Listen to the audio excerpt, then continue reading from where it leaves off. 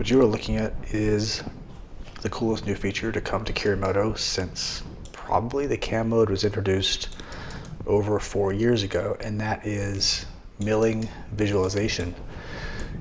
Super excited about this, and it is in the 2.4 release, development release branch, and the way you get to that is to go over to this menu and choose 2.3.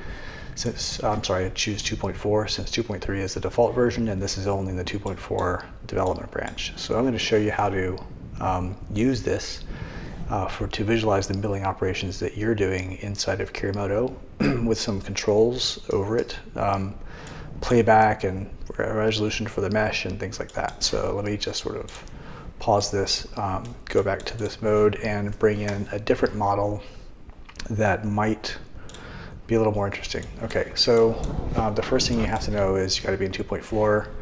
You have to have stock enabled. If you don't have stock enabled, this isn't going to work. Let's do a simple roughing visualization. Let's choose a nice beefy end mill to make this pleasant and easy.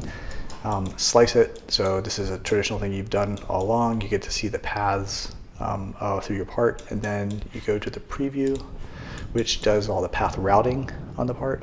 And now in 2.4, if you have chosen the stock here, you're going to see animate down here.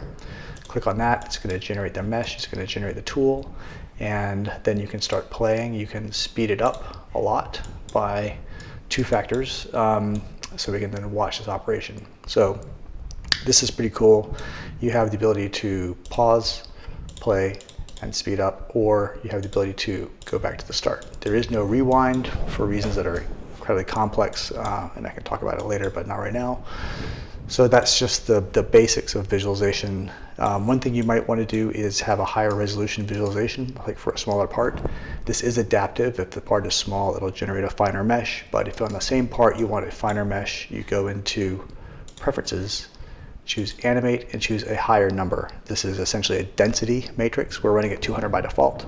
If you go up to say like 400, and then you replan this thing, you're going to have a higher density matrix. That means that it's going to run slower, but it also means that the details in these corners are going to be finer. In the case from 2 to 400, it's going to be twice as fine.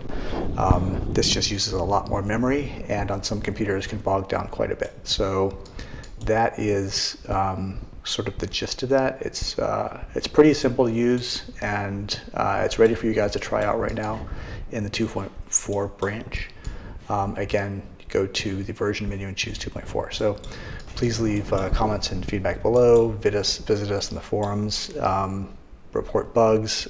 Super excited about this feature, and I'd love to hear about your success or not with it after you've had a chance to play with it. So thanks for watching.